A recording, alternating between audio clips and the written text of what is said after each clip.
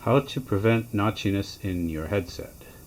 So as you can see here, I've got the bicycle that I've already disassembled the headset for. I'll bring you in close to show you what it looks like. There you can see, I guess the picture isn't very clear here. Let's see if I can get it to focus. It doesn't want to focus. But if you look, you can see, well, there's already some wear.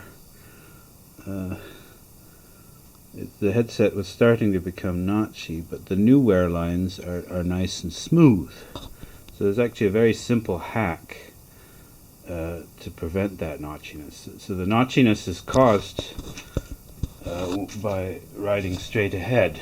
So what happens is the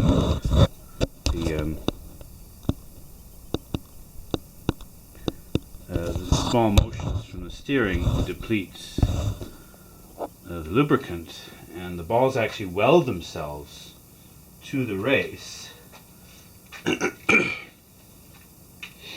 And then when you make a larger steering correction, then they pull a little chunk off the races, and you eventually get these little dimples.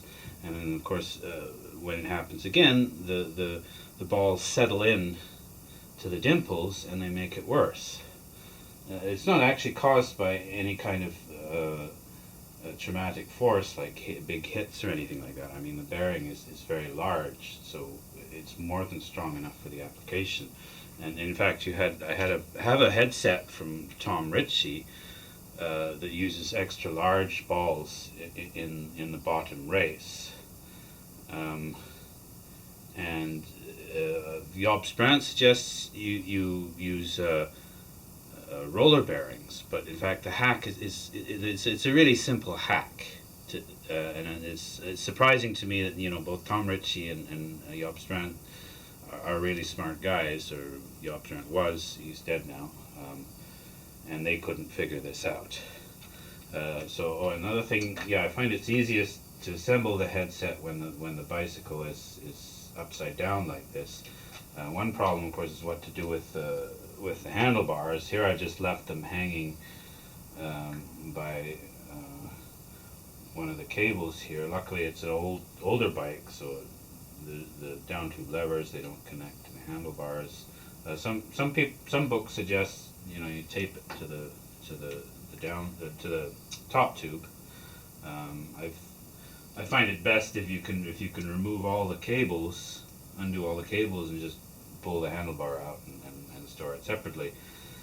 I guess I've removed the front brake because it needs the bearings need adjustment. So, all right. So the first step, of course, is to apply grease to the races, and especially for the bottom races. I suppose first I should tell you what the hack is, but I might as well get the grease done here. So you apply it nice and evenly. The tendency, I think, is to put too much rather than too little. I think it's going to sort of protect the bearing, but in the end it just makes a big mess and gums up. With this hack, I'm going to show you. I mean, it just reduces the servicing you have to do on this bearing by a great deal. I find I can leave it for years, like 3, 4, 5 years, without any servicing, and it stays smooth as silk. And it extends the lifetime indefinitely. The headset will last. I mean, this is a really old headset.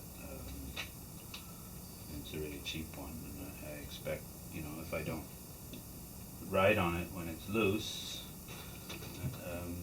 it should last pretty much the life of the bicycle.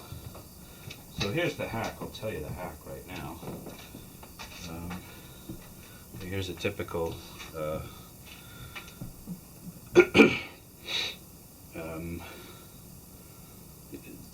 the clip for a headset. And you can see all the balls are caged.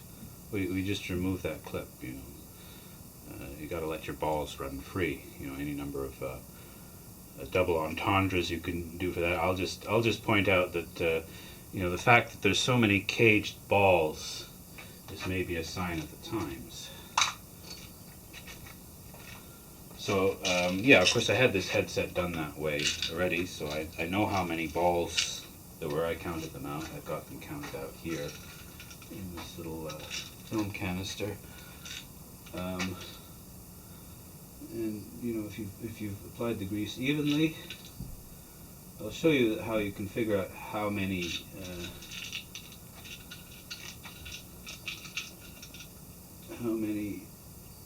you need. There's a trick as well for that. And now I've applied the grease evenly, so I can just stick the balls, well, not as evenly as I'd like. Stick the balls in there, and they'll stay in place, hopefully.